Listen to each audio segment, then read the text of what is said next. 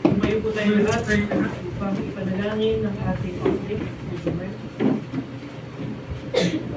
Panginoon na makapangyarihan sa lahat, bago po ang lahat, Panginoon, humingi po kami ng kapatawaran. Dahil sa kahinaan namin, sa mga kasalanan na patuloy namin ginagawa. Panginoon, nagpapasalamat kami dahil sa umagang ito ay nakatayo kami sa iyong harapan, hindi dahil sa kalakasan namin, hindi dahil sa lakas ng pinagkakatuloy sa amin. Panginoon, patuloy kayong kumilos sa aming mga buhay. Sa gawain ito, patuloy kayong maghari. Panginoon, pakita mo sa amin ang pag-ibig mo upang balik namin ito sa iyo na nararapat. Panginoon, patuloy kayong kumilos. At sa biyayang ito, Panginoon, yung offering sa umaga dito, pakibasbasan mo kami, agamitin ng may kalakasan. Panginoon, patuloy kayong maghari sa aming buhay at sa gawain ito, kayo ang aming mga. Sa pangalan po ni Jesus, na ang tagapagligtas. Amen.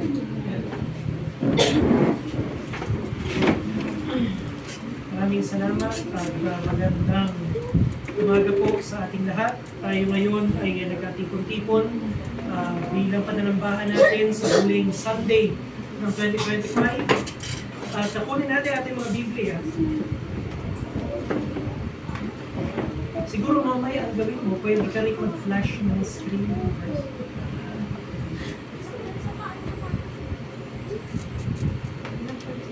Hosea chapter 3. Ito ay nasa lumang tipan. Sulat ng Propeta Hosea chapter 3.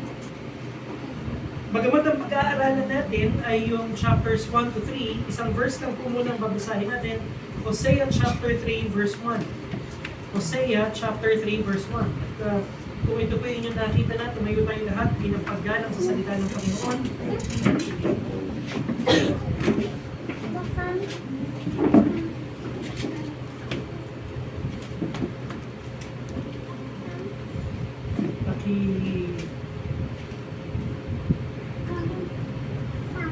Unang-una habang inaantay natin na nag-aayos si Mohan, na-appreciate natin yung ating technical operator.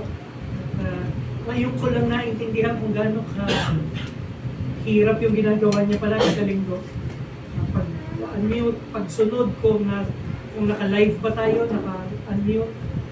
Salamat. Hosea chapter 3 verse 1. The Lord said to me, "Go, show your love to your wife again, though she is loved by another man and is an adulteress. Love her as the Lord loved the Israelites, though they turned to other gods and loved the sacred basin kings." Salamat sa pagkabasa ng salita ng Panginoon. Ay manalangin, Panginoon, ituro mo sa amin ang iyong salita upang makita namin ang kagandahan. Panginoon, itago mo ako sa iyong likuran, tugmi mo ako sa iyong likuran, Panginoon, at ang kalooban mo, ang pananaw mo, ang makita namin. Bumago ka ng buhay, Panginoon. Ipakituro mo kami. Ituon mo ang aming paningin kay Kristo. At ang pag-asa ng aming mga kaluluwa. Magligtas ka ng kaluluwa, Panginoon, at bumago ka ng buhay. Salamat sa kabutihan mo sa pangalan ni Jesus. Amen. Makakaupo na po kayo lahat.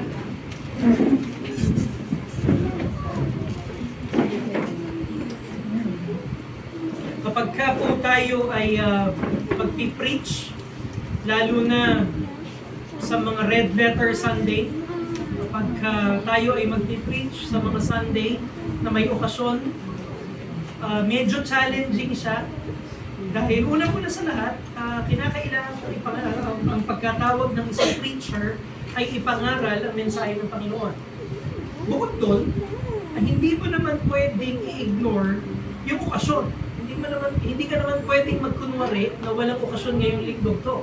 Kagaya ng mga bata natin na nag-aantay, hindi ko alam kung paano kayo nag-celebrate ng inyong Christmas party last Sunday, pero hindi pa ata nakapagbigayan ng regalo. May naka-ready na ba yung mga, si Julia talaga nagdilat siya, nagregalo. Naka-ready na ba yung inyong mga something? Ano ba nabunot nyo? Something? Ay, bawal sabihin. Di ba balik sabihin? Bawal pakita lang. Meron pa kayong ganun, ano? At nagpapasalamat tayo. Ito yung ating belated Christmas celebration. Papasalamat tayo. Papasalamat po kami at inintay nyo kami. Nagkasama-sama tayo. Bukod sa okasyon, kailangan din natin na isaalang-alang yung mga individual na kalagayan ng mga miyembro. I guess ito yung isa sa mga advantage ng church natin. Dahil hindi naman ganun kalakihan pa yung ating iglesia, yung nangangaral ay may idea pa sa kung ano ang pinagdadaanan ng mga miyembro. Okay? So, ibig sabihin, mananalangin tayo na yung mensahe natin ay may mapakinabang nawa kayo, lalo na sa inyong mga individual na kalagayan. So, kailangan ko mag-isip ng isang mensahe na nababagay sa okasyon, natatama sa mga personal na buhay natin, kung anong tinuturo ng Biblia patungkol sa pinagdadaanan ni Ate Ninette, ni Momay, ni July, ni Jarden, ni Adrian, ni Kuya Edward, di ba? So, kinakailangan, paano mong gagawin na yung mensahe ay personalized? Ang isang challenge pa ay, ito po ang huling Sunday. So, kinakailangan makapagbigay din tayo ng mensahe na makakapag-usap sa kung ano ang naging karanasan natin itong buong taon na to. Isang mensahe na magpapakita sa atin ng kung ano nangyari sa atin simula noong January 2025 hanggang ngayon. At kung hindi pa sapat yun, kailangan din natin ng mensahe na magse-set ng tone sa next year natin. Kaya medyo challenging siya kasi kailangan natin ng isang mensahe na nababagay sa okasyon. Kailangan natin ng isang mensahe na tumatalakay sa mga kanya-kanya nating kalagayan sa buhay. Kinakailangan natin ng isang mensahe na magbabalik tanaw at kailangan natin ng isang mensahe na magkakast ng vision moving forward. Medyo mahirap gumawa ng mensahe na gano'n. Challenging siya, except ang mensahe natin ay galing sa Biblia. At ang mensahe ng Biblia ay ang Ebanghelyo ng Panginoong Jesucristo. At kapag pinag-usapan natin ang Ebanghelyo, kapag pinag-usapan natin ang mabuting balita, kapag pinag-usapan natin kung ano ang ginawa ni Kristo Jesus para sa mga makasalanan, unang-una, yun ay nababagay sa okasyon. Okay? Kung ang pag-uusapan natin ay Christmas, kaya may Christmas ay dahil sa Calvary. Kaya may Christmas, kaya may pinanganak sa sabsaban, ay dahil yung pinanganak na yun, siya ay mapapayubay sa krus ng Calvaryo. Na-bless ako doon sa sinabi ni John Piper. Ano ang Christmas? Ang Christmas ay ang paghahanda ng isang katawan para patayin. Ang Christmas ay ang pagbibigay ng katawan, ay ang pagbibigay ng likod upang may latayan yung hagupit. Ang Christmas ay ang pagbibigay ng kamay upang may paglagyan yung pako sa krus. Okay? Kung naghahanap tayo ng dahilan bakit may Pasko, dahil sa kamatayan ng Panginoong Jesucristo.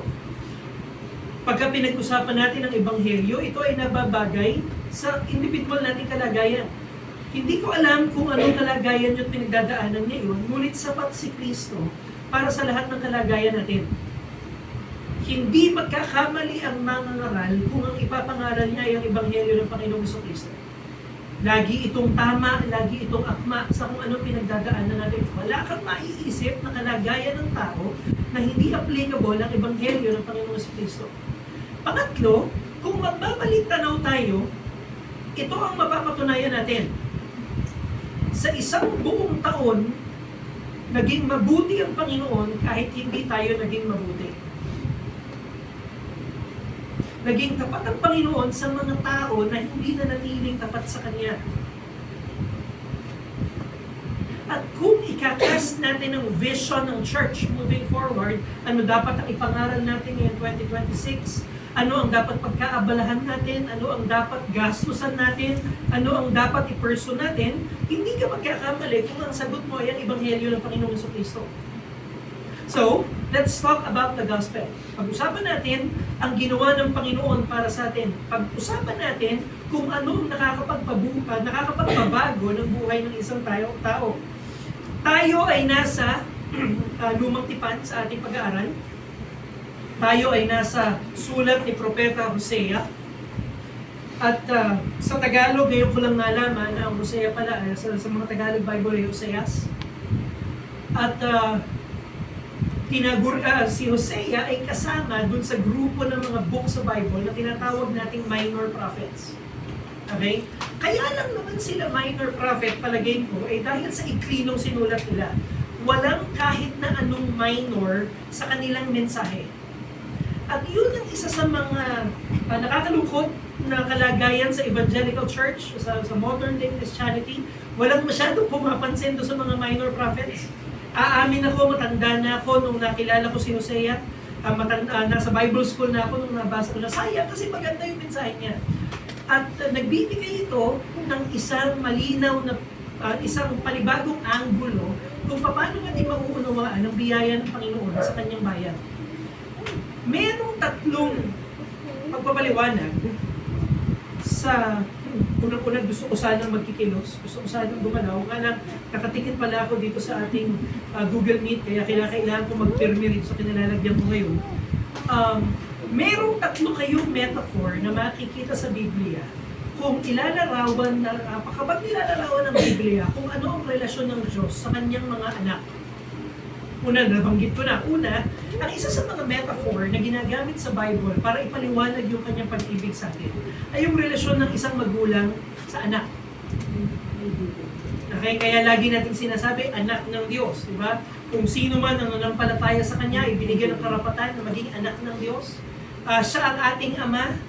Kapag binabasa natin yung ating Bible, yung panalangin ng ni Yesu Cristo na tinuro niya sa atin, Our Father who art in heaven, ang isa sa mga pagtutulad ng relasyon ng Panginoon sa kanyang mga anak ay relasyon ng magulang sa anak. Tayo ang kanyang anak, siya ang ating ama. Okay? At pinapakita nun yung kanyang pagpo-provide, pinapakita nun yung kanyang guidance, pinapakita nun yung kanyang authority, pinapakita nun yung kanyang protection. Pero, dahil tayo ay may mga imperfect na magulang at imperfect na anak, yung metaphor na yun ay kulang. Okay? Bagamat ang Panginoon ay Ama, hindi natin siya maiahalin tulad sa mga ama natin dito sa lupa. Kahit na sa pagiging ama niya, iba siya kaysa sa mga ama nating kinalakan, nagpalaki sa atin.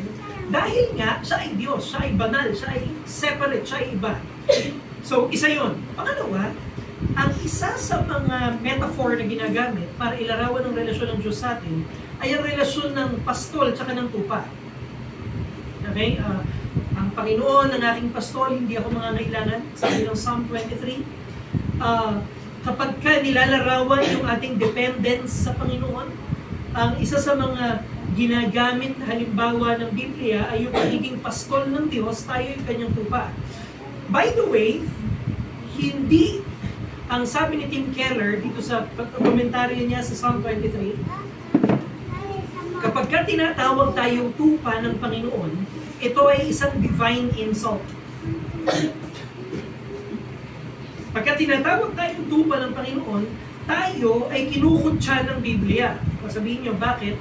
Kasi, for all our vaunted intelligence, para sa mga tao na kumikilos na para bang alam na nila lahat ng bagay, ang tingin sa iyo ng Biblia ay tupa.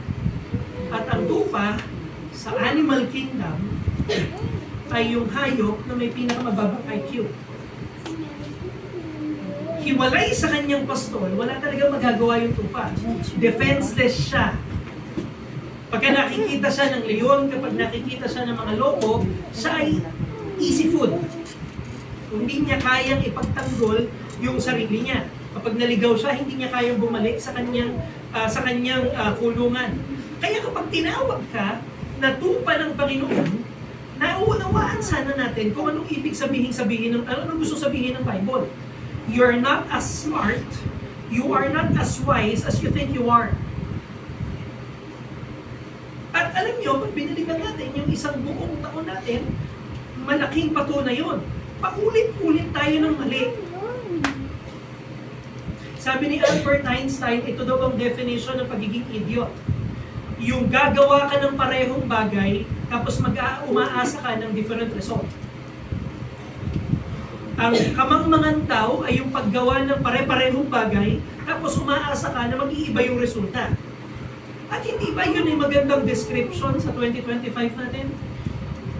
wala naman, pagka pinakinggan, nagpapasalamat tayo kapag nagpapasalamat tayo na tayo ay mga nagpapatotoo ng pinagdadaanan natin sa pamilya natin, nagpapatotoo tayo ng pinagdadaanan natin sa ating mga relasyon. Pero kung hindi nyo napansin, bukod sa mangilan-ngilang special mention, di ba yung mga patotoo natin, punong-puno lang din naman ng mga pare-parehong kasalanan na alam naman natin kung saan papunta, pero gagawin pa rin natin? Kaya tama ang Biblia kapag nilarawan tayong tupa. Pero siya ay pastol. Siya ay isang matyagang pastol. Pero ang pangatlong metaphor, na bihirang-bihirang, I think maipaliwanag sa modern day pulpit, ay yung relasyon natin sa Panginoon ay inilalarawan sa isang marriage. Ang relasyon natin sa Panginoon ay inilalarawan sa isang mag-asawa. Kapag tinignan natin ang Book of Revelation, pinapakilala si Kristo bilang ating bridegroom. Okay? At kapag binasa niyo yung Book of Revelation, ang iglesia ang kanyang bride, at darating ang panahon na ikakasal ng bridegroom sa kanyang bride. Kapag binasa natin ang Old Testament, laging nilalarawan ng Panginoon ang relasyon niya sa kanyang bayan, na siya ay isang husband. In fact, at makikita natin mamaya, siya ay isang offended husband. Siya ay isang betrayed husband. Siya ay isang husband na laging namomblema sa kanyang bride. Now, unang-una sa lahat, magkokomento muna ako patungkol sa marriage. Kaya nilalarawan ng Biblia ang relasyon natin sa Diyos sa isang marriage. Ito ay dahil sa intimacy. Kapag ikaw at ngayon ko lang po nasusumpungan ng ibig sabihin itong katotohanan na to, walang nakakakilala sa iyo ng higit kesa sa asawa mo. Na may mga nalalaman, alam nyo, nagsimula po ang relasyon namin ni July na humahanga siya sa akin. Wala na po siyang paghanga sa akin ngayon. Wala na. Hindi niya na ako ina-admire whatsoever. Bakit? Kasi kilala niya na ako. At higit ang pagkakakilala niya sa akin, yung mga estudyante ko, mauuto ko yun. Yung mga katrabaho ko, mauuto ko yun. Yung aking mga boss, mauuto ko yun. Pagka nagpipreach ako dito, maaaring mag-portray ako ng isang image na hindi totoo sa akin on a personal level. Maaaring nag-iiba ako kapag may nakatingin sa aking tao, pero hindi sa asawa ko. Sunod sa aking mga magulang, yung aking asawa ay nakakaalam ng mga bagay patungkol sa akin, na sa totoo lang, hindi na siya impressed sa akin. At lagi yung sinasabi ko sa mga estudyante ko, yun ang price ng intimacy. Kung gusto mo na yung mga tao ay impressed sa'yo lagi, lalayo ka sa kanila. Hindi ka lalapit, hindi mo ilalapit ang sarili mo sa kanila. Impressed sila sa iyo, pero hindi kayo close. Subukan yung maging close sa kanila at dahan-dahan papapalitan yung pagiging impressed nila sa intimacy. Hangang-hanga dahil laging mabuti yung nakikita. Ngayon wala nang paghanga, pero mahal niya ako sa kung ano ko. Intimacy kasi ang language ng marriage. Okay? Number 2, kaya maganda yung metaphor ng marriage sa Christian life ay dahil dito. Ang kasalanan ay hindi lang pagsuway sa isang hari, kung hindi pagbetray sa isang kasintahan.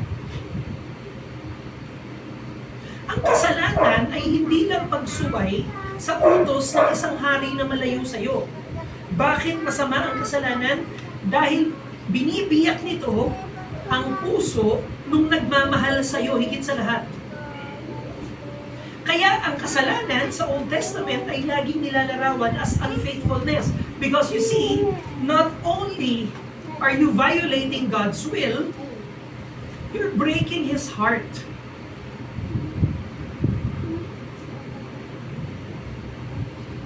Alam natin sa mga meron ng asawa, kapag ka nagkaroon ng diferensya sa bahay, kapag ka may nasabi ka o ginawa ka na hindi nagustuhan ng asawa mo, hindi ka naman nasasaktan dahil lang sa may nilabag kang rule.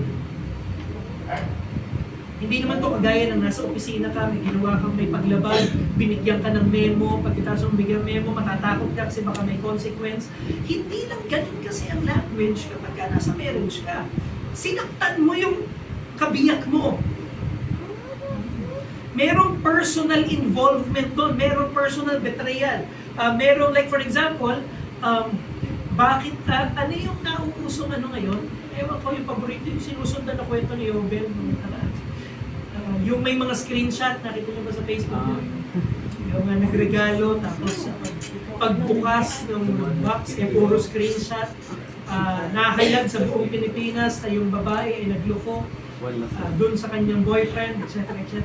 Bakit ba lahat na lang ng pelikula, lahat na lang ng napanood natin sa Tulfo, lahat na lang ng napanood nating series sa kung anumang streaming service ang pinapanood nyo, o lahat na lang ng nagte-trending na balita, ay may kinalaman sa betrayal.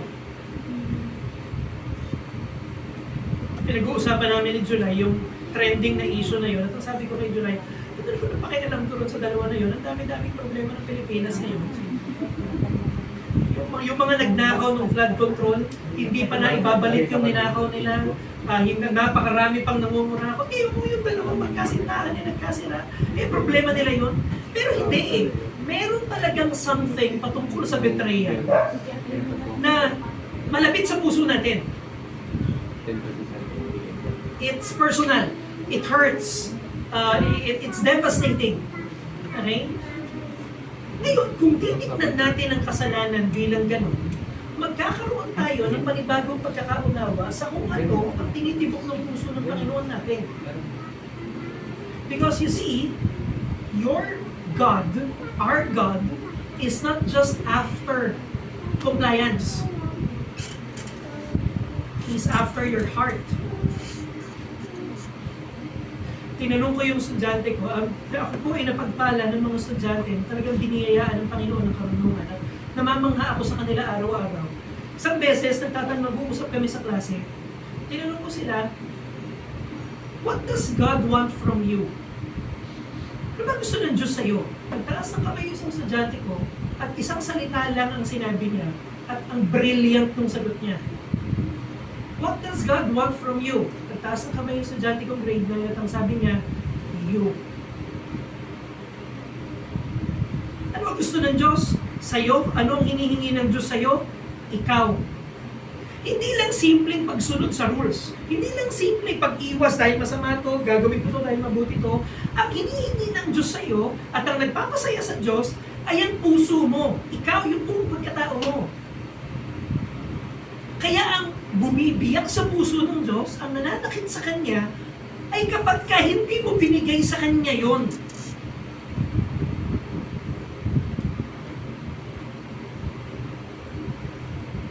Ito ang essence ng sin. Na bago mo ginawa yung maling kilos, bago mo ginawa yung maling desisyon, bago mo sinabi yung maling salita, merong isang bagay na mas naging mahalaga sa puso mo kaysa sa Diyos. In the moment of sinning, there was something or someone that was more important to you than God. Kaya ka nagkasala. Kaya ang pagkakasala, bago ito nangunguwi sa kilos, ito ay nagsisimula muna sa pag-ibig ng puso natin. Ngayon, balikan natin, bago tayo dumako sa Kayoseya, balikan natin kung yung mga kasalanan ginawa natin sa buong taon. Hindi ko na itatanong kung ano yung mga bagay na mali na ginawa natin. Pero ito magandang tanong. Anong mga bagay ang mas inibig natin kaysa sa Panginoon? Bakit natin nagawa yung mga kasalanan na yun? So you see, the Bible tells us, and we will see this in our passage, that not only is God in a marriage, God is in a bad marriage with us. In a troubled marriage. At maaaring tayo, kapag ka merong isang marriage na hindi nag-work, yung parehong party ang may kasalanan, hindi applicable sa Diyos yun. Dahil kung ang Diyos ay nasa isang marriage, na may problema. Hindi pwedeng may mali ang Diyos doon. Ngayon, ito ang mensahe ni Hosea. Isa siyang propeta at pinadala siya ng Panginoon sa Israel upang sabihin sa Israel yung kanyang complaint.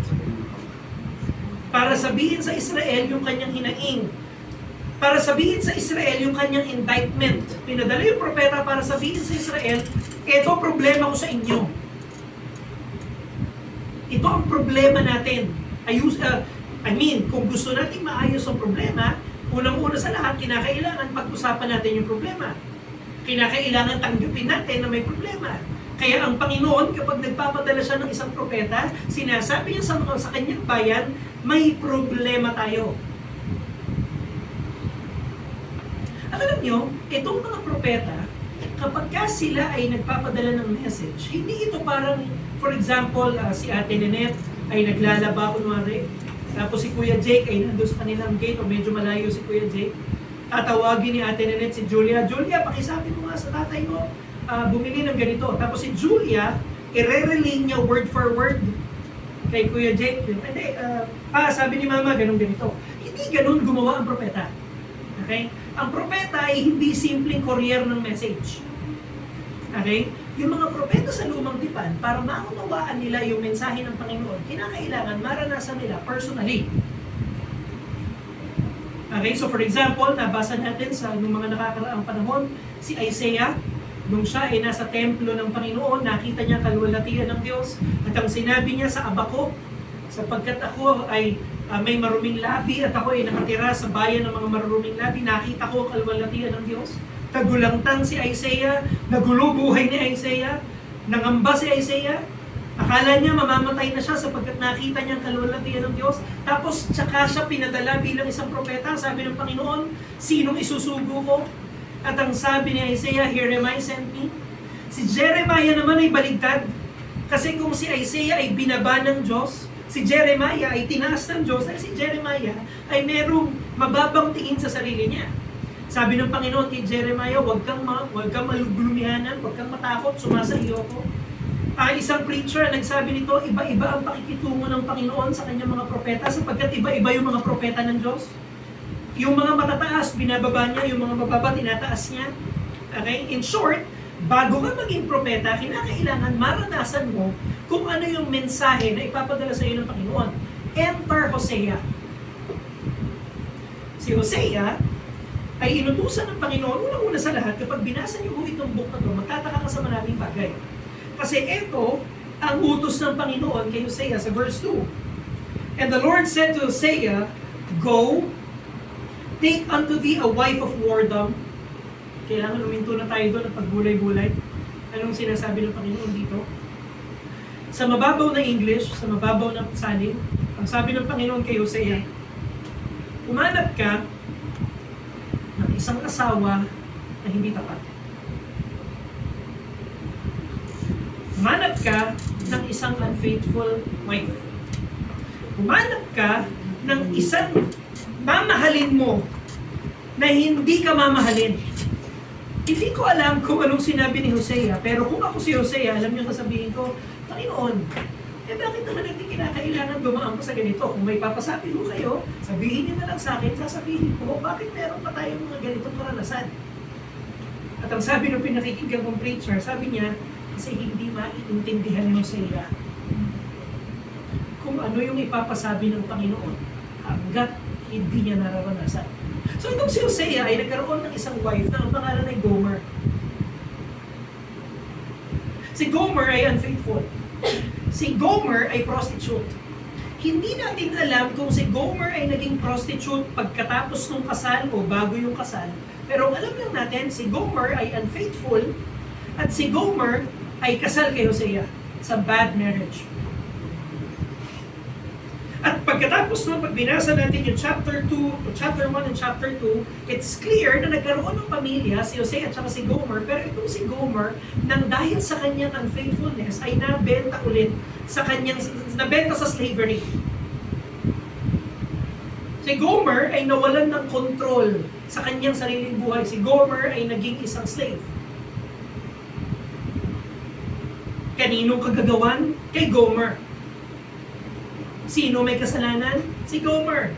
Wala siyang ibang sisisihin kung hindi yung mga sarili niyang pagpapasya.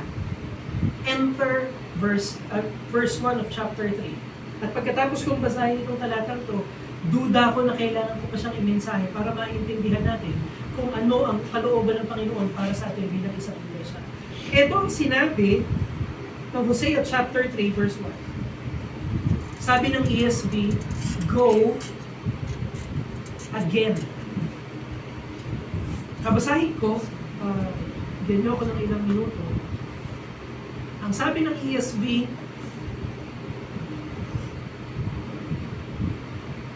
uy, nagtataka rito sa tablet na to kasi yung ibang, bubukas ako ng ibang page ay hindi siya nag-prepare. Ito ang sinabi sa verse 1, and the Lord said to me, go again, love a woman who is loved by another man and is an adulteress, even as the Lord loves the children of Israel. Alam niyo bakit paborito kong mensahe to sa buong Old Testament? Dahil ang sabi ng Panginoon kay Hosea, puntahan mo, hanapin mo siya. Ang ginawa ni Hosea, pinuntahan niya. Itong sinabi sa atin ng verse 2, nagdala si Hosea ng 15 pieces of silver, homer of barley, and a half homer of barley. Nagdala siya, saan niya dadalhin? Pumunta siya sa isang lugar sa Israel na hindi pinupuntahan ng mga mabubuting lalaki. A place where no nice guys go. At pumunta siya doon, this must be an auction, subasta, kung saan ang binebenta nila ay mga tao. At hindi ko makakalimutan yung mensahe na narinig ko patungkol dito. Si Gomer ay nakatayo doon. Ito ay may konting poetic license na. You can imagine the scene. Si Gomer ay nakatayo doon sa harap. Nakayuko, ilang hiya. At may sumigaw na boses na pamilyar sa kanya. Ang ginawa ni Hosea, habang lahat ng lalaki doon ay nakatingin sa kanya, sinabi, asawa mo yan? Diba, kinasal kayo niya, anong ginagawa mo noon? Si Hosea ay lumapit doon sa kanyang asawa, binayaran yung dapat bayaran. At si Gomer habang nakapikit ay nag-aantay na sa pagsabihan siya ng masakit ni Hosea o saktan siya. Ano ang sinabi ni Hosea? Verse 3, and I said to her, thou shalt abide for me many days. Thou shalt not play the harlot. Thou shalt not be for another man. So will I also be for thee. Ano sinasabi ni Hosea dito? Tama na. Hindi na tayo. Magtatapat ka sa akin at magtatapat ako sa iyo. Si Hosea, na lahat ng karapatan ay meron siya para talikuran si Gomer. Si Hosea, na lahat ng karapatan ay meron siya para magalit at maghatol. Sabi ni Hosea, hindi. Ayusin natin. Magtatapat ako sa iyo. Ang babago nitong relasyon natin ay yung pag-ibig ko sa iyo. At nung moment na yon, para bang sinabi ng Diyos kay Hosea, ngayon, naiintindihan mo na kung ano yung ipapasabi ko sa mga bayan ng Israel. Ngayon, naiintindihan mo na kung anong gusto kong ipagawa sa iyo. At ngayon, sa kalagitnaan natin, maaaring alam na natin, naiintindihan na natin kung ano ang kalooban ng Panginoon para sa church natin. Alam niyo kung bakit? Kasi hindi tayo si Hosea. Tayo si Gomer. Nung natampot tayo ng Panginoon sa kasalanan natin, tayo si Gomer. Tayo yung walang katapatan sa Panginoon. Tayo yung pagkatapos niyang arugain at buhayin at bigay ng mga nailangan natin. Sa totoo lang isang buong taon, pagkatapos itong preaching na to, gaano karaming preaching na ang narinig natin. Na namangha tayo at sinabi natin talagang nangusap ang Panginoon sa akin. sa aking buhay ngayon, talagang na-bless ako dun sa mensahe ngayon. Tapos pag-uwi natin, nakakalimutan natin yung commitment na binigay natin sa Panginoon.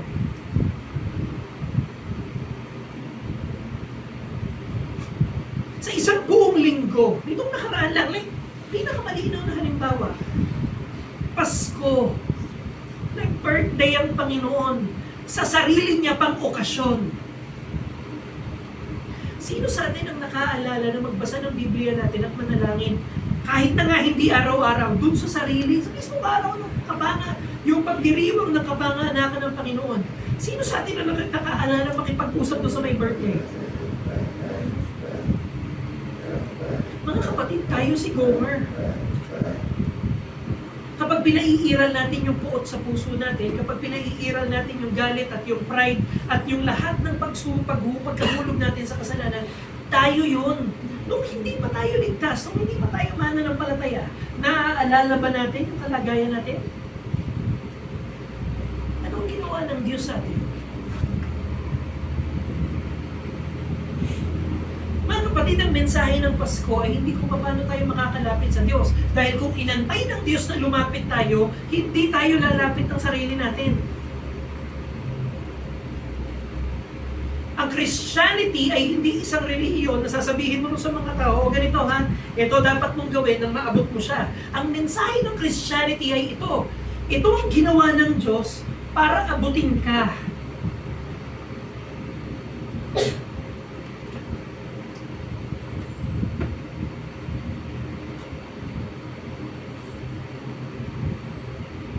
Nakikita na ba natin yung puso natin?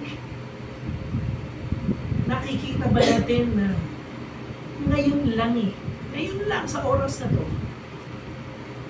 sino ang karibal ng Diyos sa atensyon mo?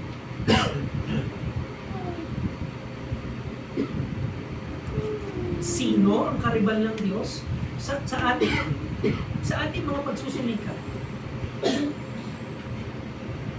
Alam nyo, itong mga sinulatan ni Hosea na Israelites, meron silang temple worship. Tuwing Sabbath, pumupunta din sila sa temple para sumamba kay Yahweh. Mukhang religious sila. Mukha silang nagtatapat sa Panginoon. Pero ano ang mensahe ni Yahweh sa kanila? Oo, kapag araw ng panambahan, pumupunta kayo ng araw ng panambahan, pero hindi ako ang iniibig nyo.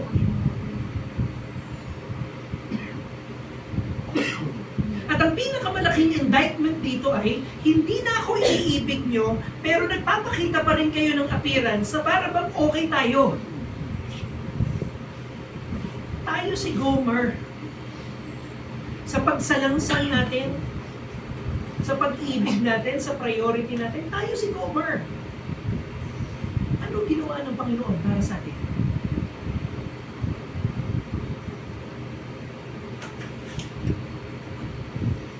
Ginawa ng Panginoon sa atin ay nagbihis siyang parang alipin. Si Hosea ay nagdala ng pangtubos. Ang pinagkaiba ng Panginoon, siya mismo yung pantubos, yung katawan niya, yung kamatayan niya, ang mismong pantubos. Merong isang pamamaraan ng pag-unawa sa Old Testament na talagang naging malaking pagpapala sa akin itong mga nakakaraang panahon. Kung gusto nyo maunawaan yung mga karakter sa Lumang Tipan, ang isang paraan ay sabihin that Jesus is the better blank. So for example, Jesus is the better Moses. Kasi si Moses, sinulat niya yung kautusan sa tablets, pero si Kristo, sinusulat niya ang kautusan sa puso ng mga tao. Jesus is the better Noah. Kasi si Noah ay nagtayo ng arko para iligtas yung mga tao, pero si Kristo ang arko na nagliligtas sa mga tao sa hatol ng Diyos.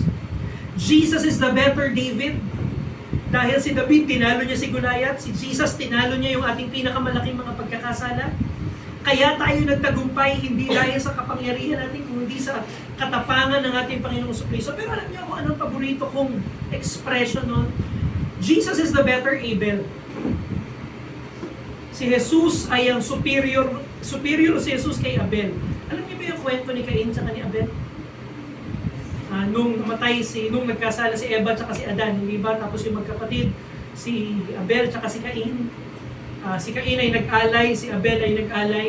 Ang sabi sa atin ng Biblia, ang inalay ni Cain ay mga gulay, At ang inalay ni Abel ay karne. Ano ang tinanggap ng Panginoon? Yung kay Abel.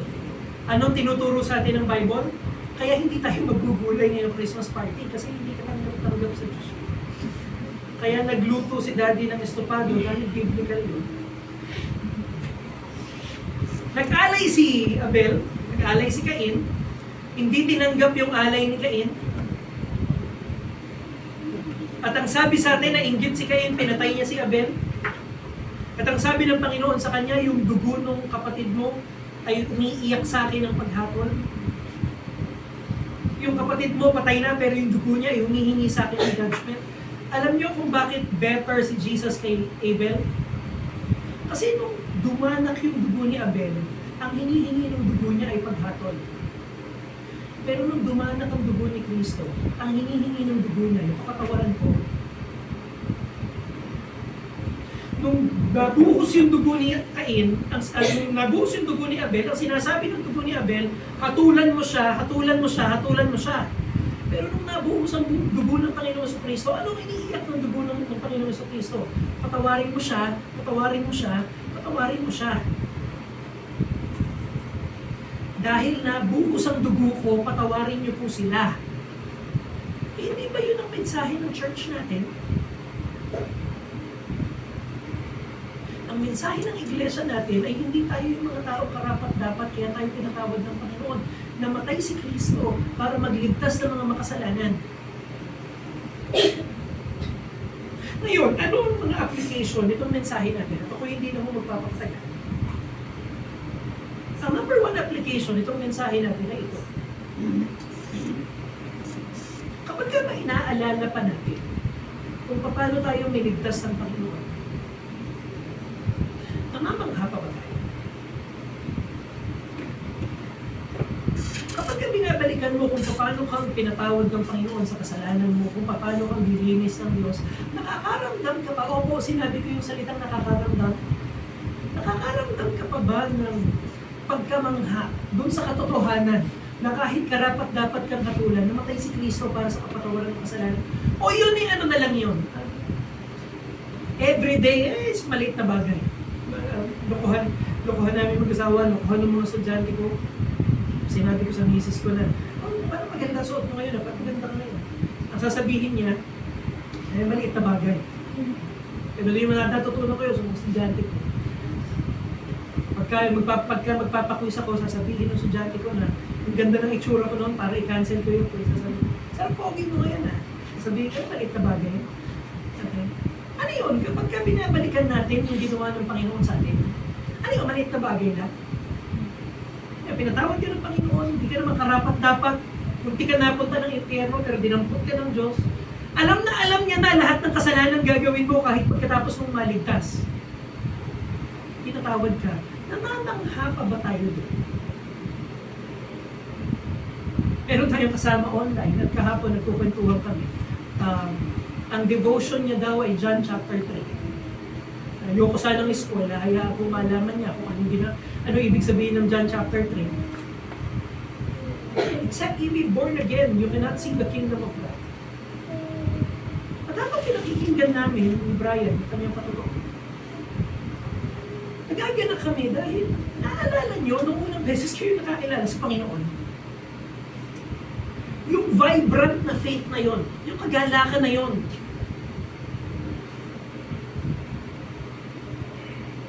isang bagay na pwede natin kunin dito sa pinag-aralan natin ay ito. Ang nagpapatakbo sa buhay Kristiyano ay yung pagkamangha natin sa kaligtasan ng Panginoon. Kanina, papunta po kami dito sa church.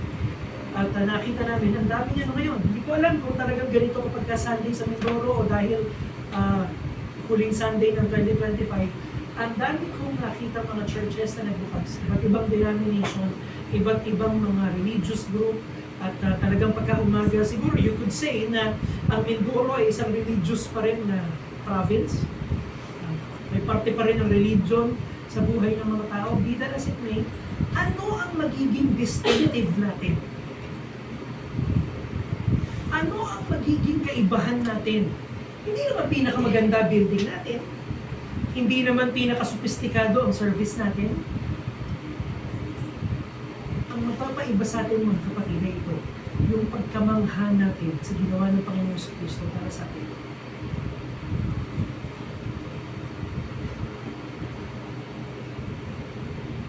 Na walang maliit na bagay na nangyari nung dinampot ng Diyos yung makasalanan, hinugasan niya ng kanyang dugo at ginawa niyang anak. Sabi ni Ravenhill, ito ang pinakamalaking himala ng Panginoon.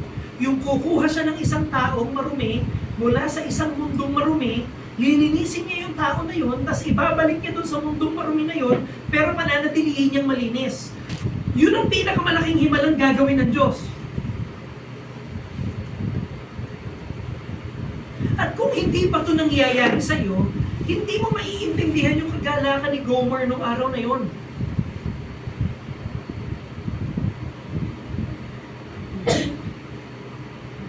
Pangalawang application nito.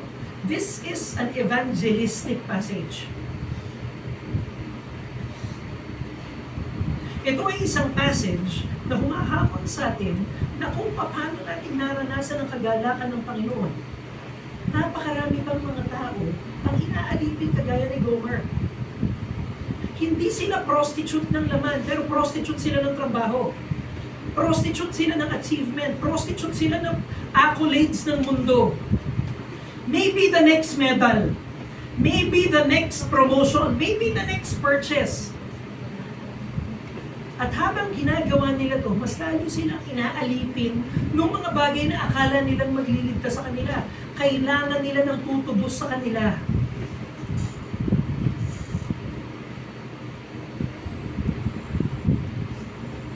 And to the degree na namamangha tayo sa pagkakatubos ng Panginoon sa atin, mas lalo tayong magiging masigasig sa pagbabahagi sa mga tao sa kung anong ginawa ng Panginoong Jesucristo. Namatay siya para pakalinisin ang mga marumi.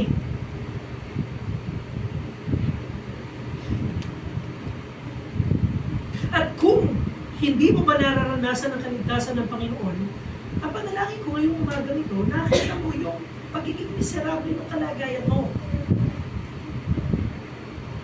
Merong isang kilalang pelikula, hindi ko lang kung napanood yun ha, pero maganda siyang panoorin kapag bakasyon dahil ang pagkahaba-haba yun. Kung napanood nyo na yung movie na Lord of the Rings, 3 pelikula yon, halos 12 ng 14 na oras ang uubusin mo. Ang kwento nun ay patungkol dun sa One Ring na nagsisimbolize ng lahat ng kasamaan at kasalanan dun sa kwento na yun. At ito, ang mapapansin mo dun sa ring na yun, kapag suot siya ng tao, nangangako siya ng kapangyarihan, nangangako siya ng kalakasan. Pagka tinignan mo yung ring na yun, pagkaganda-ganda niya. At para bang kapag nakita mo yung ring na yun, makikipagsira ka at makikipag-away ka, maisuot mo lang yung ring na yun. At pagkatapos, sa una, bibigyan ka ng ring ng para bang pakiramdam ng kapangyarihan. Pero habang tumatagal, yung nagsusuot nito ay nawawalan ng buhay. Para bang yung ring, dahil nangangako siya ng kapangyarihan, ay isusuot ng tao, pero imbis na kapangyarihan, ang binibigay ng ring ay kahinaan. Kaya kilala niyo, palagay ko kilala niyo yung character na yun eh. Si Gollum, si My Precious, yung nakita niyo siya sa TV, yung parang nakahukot na ang ayon dun sa kwento, hindi siya ganun dati. Pero katagalan ng paggamit ng ring, nakonsumo siya, nanghina siya, sinipsip yung buhay niya ng ring na yun. Nangangako ng kapangyarihan, pero pinahihina ka. Parang pamilyar sa atin yun.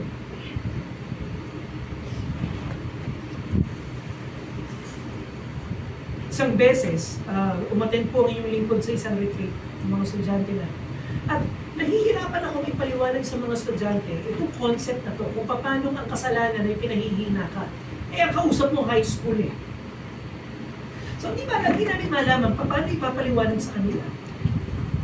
Hanggang dun sa retreat na yun, kasi palibasa kami nag-organize, paikot-ikot ka, mainit nung panahon na yun, hindi ako nakakainom ng tubig. Yung tubig eh, nandun sa loob ng venue, sasadyain mo pa, marami kang inaasikaso. So, sa puntang hali, paikot-ikot ako, ako'y uhaw na uhaw. Eh, napadaan ako sa tindahan. nakita ko yung bote ng Sprite. Nakakita na kayo ng bote ng Sprite kapag uhaw na uhaw ka. Yung bote ay nagpapawis. Tapos yung magaling kong estudyante, sinalin sa plastic, ininom sa harap ko. Ininom sa sarili sa akin, "Sir, Sprite ka muna." Tapos nakita mo yung pag hinawakan mo yung alam niyo ba yung soft drinks na sobrang lamig, masakit sa lalamunan? Yung pag ininom mo talagang, uhaw ka eh. Sa diretso ako, meron akong pera, meron akong konting barya sa bulsa ko. Sige, isang bote ng Sprite. Napansin ko na lang, mag-aalas 5, mag-aalas 6 na ng hapon, yung isang bote ng Sprite, 6 na. 6 na, dire-diretso yung Sprite. Ako ko may ginagawa. Pagkatapos noon, nauuhaw pa rin po ako. Masakit na tagiliran ko. Nakaka-6 na ako. Ubus na yung pera. Masakit na giliran. Palagay ko, tumaas ang sugar noon. At hindi nawawala yung uhaw. Parang kasalanan. Tantalizing. Pagka tinignan mo siya, parang ito na yung hinahanap ko eh. Pero makakaanin ka na, hindi ba nawawala yung hinahanap mo? Pero masakit yung tagiliran mo. Gano'ng karaming tao ang inaalipin nun na yun? Kailangan nilang marinig yung kwento na meron nang tumubos sa kanila. Kailangan nilang marinig yung kwento na hindi nakakasatisfy yung kanilang kasalanan, si Kristo ang nakakasatisfy. Kailangan ng bitiwan yung Sprite at palitan ng isang basong malamig na tubig. Yung talagang nakakapuksa ng uhaw. At dala natin yung tubig na yun. Minsan, kinakailangan tayo mga Kristiyanong tanungin, anong pinaggagawa natin?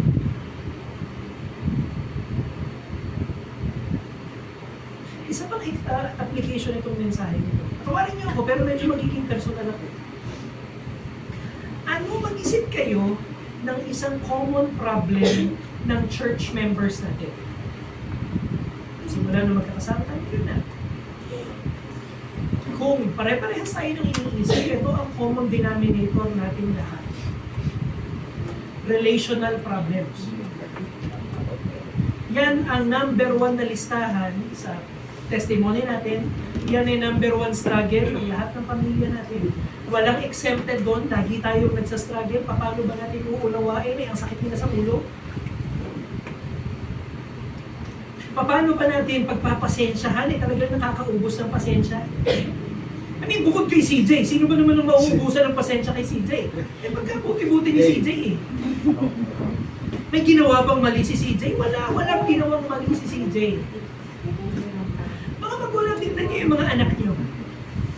Hindi ba nauubos din ang pasensya niyo sa kanila minsan? Amen? Mga magulang, huwag na kayong mahiya. Sige, magkakaroon. Alam ko itong si Dayan, mahal na mahal niya si Eli. Pero kapag si Eli nagkaiiyak ng matindi, tapos pagod na si Dayan, alam ko minsan nasusubok din yung pasensya ni Dayan eh. Mga magulang, tignan niyo yung mga anak niyo. Kuya Jumel, ikaw ang pinakamadali kasi nasa harap mo. Yan, madaling-madali yan. Mga anak, tignan nyo, kung makakaganti naman kayo, huwag kayong mag-alala. Mga anak, tignan nyo yung magulang nyo. Nakakaubos din ba ng pasensya ang magulang mo? Amen. Pagkagising sa umaga, talagang, preaching na. Hindi naman linggo. Talagang mangangaral na siya, dire-diretso. Mga asawa nyo, ano sa palagay nyo? Nasa ba si Mami? Nakatawa yung Mami. Sa labas. Yung mga asawa nyo, ngayong nakaraan, alam nyo, etong ano na to, itong week na itong nakalipas, busy, maraming ginagawa, nakakawawa yan oh. Kapag ka-tensyonado, pagod lahat, maraming ginagawa. Sasabihin, pabira, sumasabay ka pa naman kasi. Okay na. At kapag kayo, kanina muntik pang maasar sa akin si July. Diba? Sa relasyon namin, natutunan ko na 99% naman, ako naman mo kasi talaga ang may kagagawa. Para wala na po sa ako naman din mo talaga.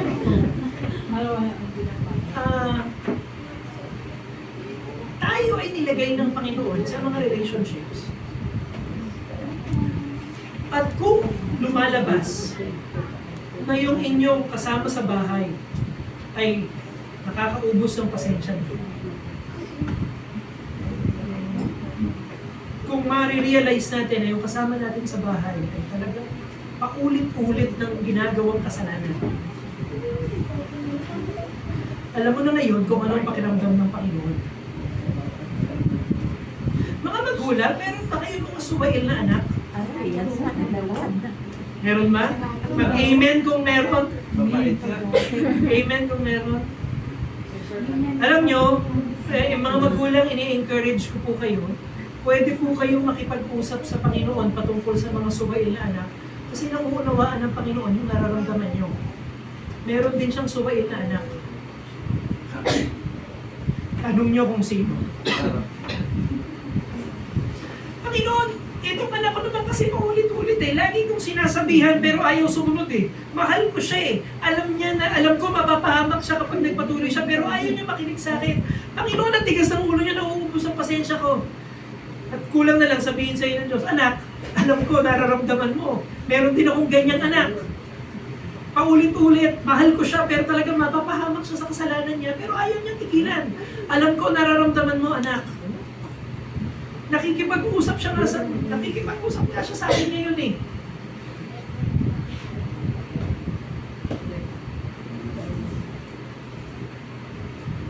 Yung mga tao na nakaranas ng pagpapasensya ng Panginoon, ay nagiging mapagpasensya sa mga kapwa nila makasalanan.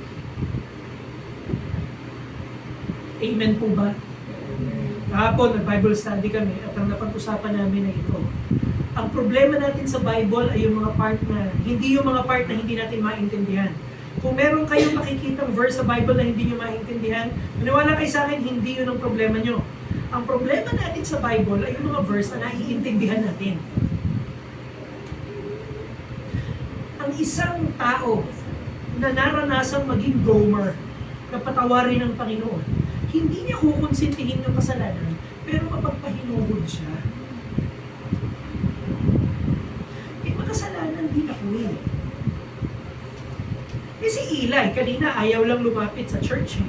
Ayaw lang pumasok eh. Okay, nakita niyo tahimik ka na. Eh tayo ayaw natin lumapit sa Panginoon eh. Kaya mga kapatid, kapag pinagbulay-bulayan natin ang mensahe ni Hosea, ito ang nakikita natin. Makita natin kung anong ginawa ni Kristo para sa atin. Ano po ang gagawin namin patungkol dyan sa mensahe na yan? Eh di ba makita rin tayo ng biyaya sa mga kasama natin sa bahay.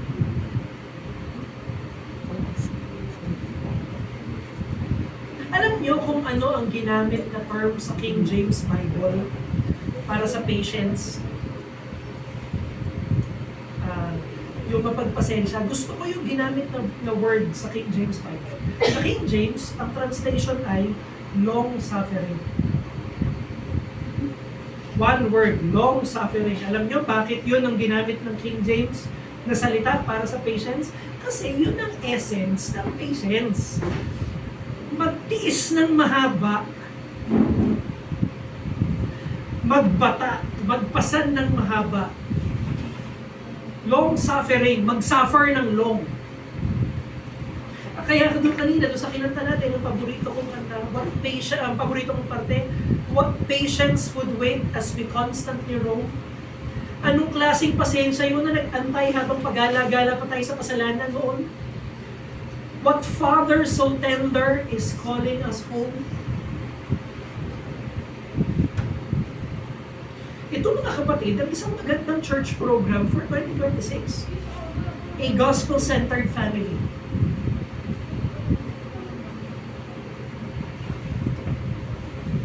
So, sa pagtatapos po natin, meron kaming, gusto ko magpatotoo sa inyo. Sa school po namin, sa klase ko, grade 10 students. Actually, yung grade 10 na yun, aamin ako, nung naririnig ko yung reputasyon nila in the previous years, ayoko silang maging estudyante. Kasi, pasaway sila. Talagang ano, at hindi ko alam kung mag-a-agree si Jarden dito. Pero ako kasi, mas madaling magpasunod kapag ang mga bagulan yung mga lalaki. lalaki ang bagulan, mas madaling pasunurin yun eh. Ang mahirap pag ang bagulan yung babae. Yung mga ano ba ang tama, yung mga bratinela. Ganon, anyway, so naging advisory class ko sila. Mali ako, hindi sila ganon. Yung mga bata naman ay mababait, yung mga bata naman ay talagang sweet, maibigin. Maloko lang kasi high school, pero maibigin naman. So nitong third quarter, bago magpasko, ang pinag-usapan namin ay yung idea ng Coram Deo. Mabuhay ng nakaharap sa kaluwalhatian ng Diyos. Mabuhay na para bang lagi mong kasama ang Diyos. By the way, yung section na yun, dalawang section kasi sila. Meron kaming mga estudyante na pinaghihiwa-hiwalay ng section kasi meron silang mga alitan in the previous years. Nagpatawag ng mga magulang, talagang may case ng bullying, maraming investigasyon. At sa madaling sabi, ang sabi sa amin, itong mga estudyante to, huwag niyong pagsasamahin sa isang section dahil sasakit ang ulo ng teacher. Talagang magsasakitan niya. Akala nga namin magsasabunutan na eh. Pinag-uusapan namin ito. At ang sabi ko sa mga estudyante ko, meron tayong project ngayong Christmas, pero walang grade. Walang grade. Kung totoo na supreme ang kaluwalhatian ng Panginoon, at kung totoo na ang Christmas ay patungkol sa pagkakasundo ng mga tao, ito ang project natin. Merong isang tao na hanggang ngayon hindi ko pa kasundo. Alam ko naintindihan nila ako kasi pagkatas kong sabihin nyo, nagbago yung mga itsura nila. Sabi ko sa kanila, hindi nyo na kailangan magtanong sa akin kung sino. Kasi sa mga mukha nyo, mukhang may idea na kayo kung sino silang lalapitan nyo. Sabi sa kanila, how about this for a Christmas project? Bago matapos tong season na to, kausapin nyo, tawarin nyo na. Hindi kinakailangan manumbalik sa dating chami-chami yung friendship or what, pero tawarin nyo na, lapitan nyo na. Ibaba nyo na yung mga sarili nyo. Kala nyo yung mga estudyante, kala mo parang mga uod na inasinan. Yung, alam kong nakukuha na nila ako kasi ang mga, sir, paano kapag kaganito? Sir, awkward kasi asiba eh. Hindi, sabi ko, hindi ko naman kayo ibabagsak kung hindi nyo gagawin. Pero hinahamon ko kayo, kung totoo itong pinag-uusapan natin, gawin nyo. Pagkatapos ng ilang araw, nag-grade ako ng papel, nagtatrabaho ko yung ginagawa ko sa classroom. Lumapit sa akin yung isang estudyante, sir, pwede mo ba kami samahan doon sa classroom? O bakit?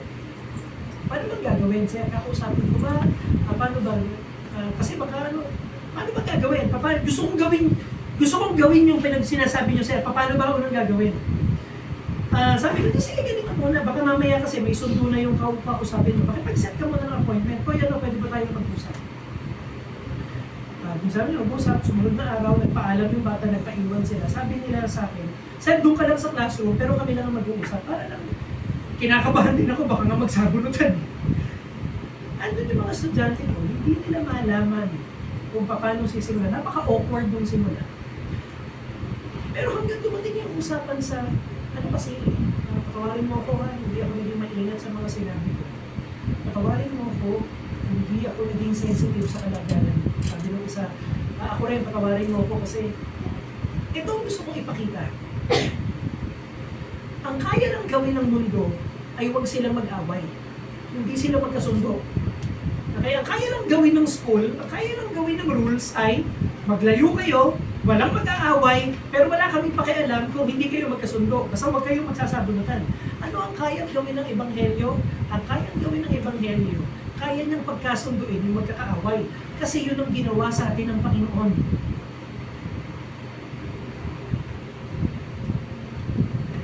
At nung oras na yun, nung nagyakap yung mga tao, nung nagyakap yung mga bata, tinawag ko, sabi ko, rito, kung uuwi na sila, magpahin muna tayo. Yun ang kapangyarihan. Hindi nung teacher, kung hindi nung mensahe na pinapangaral natin. Ngayon, dahil tapos na ang Christmas, meron tayong New Year project. At wala rin makukuha, hindi naman makakakuha ng extra regalo mamaya. Pero meron tayong New Year project. Meron bang relasyon na dapat ayusin? Subukin natin ang kapangyarihan ng Panginoon. tignan natin kung itong pinagsasabi ko ngayon ito ko. Hinahamon ko kayo ngayon. Na i-apply kung ano yung mensahe natin. Tumayo tayo na.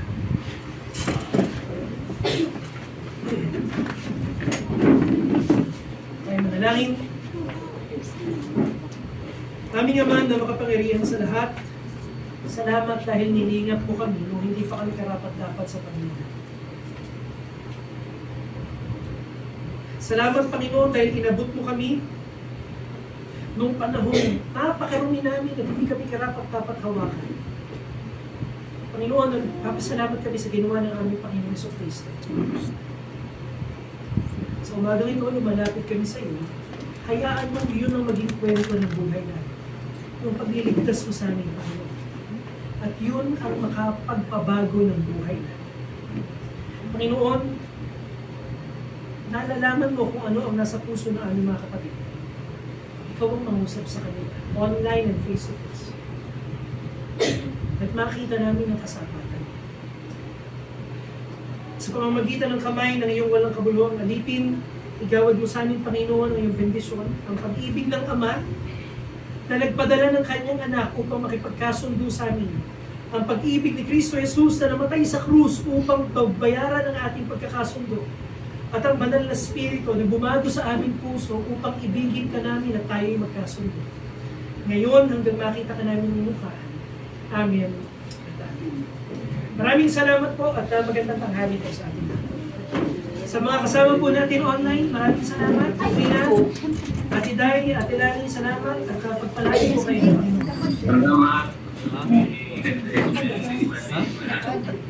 Pastor, Ate Lani, see you in the coming days. Ingat po kayo sa inyong pagbiyahe. Katrina, thank you. Alam mo, kapag hindi ka pa nakikita ng mga miyembro natin, pakita ka kaya konti. Meron akong surprise. Hanggang ngayon, iniisip nila ba kay AI?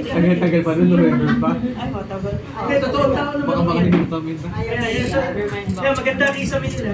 Popost sa GC natin. Ayan, Happy New Year sa inyo dyan. Sa inyo dyan. At salamat kami sa Panginoon. Palayo po tayo. God bless po. Ma'am Katrina, Ito naman.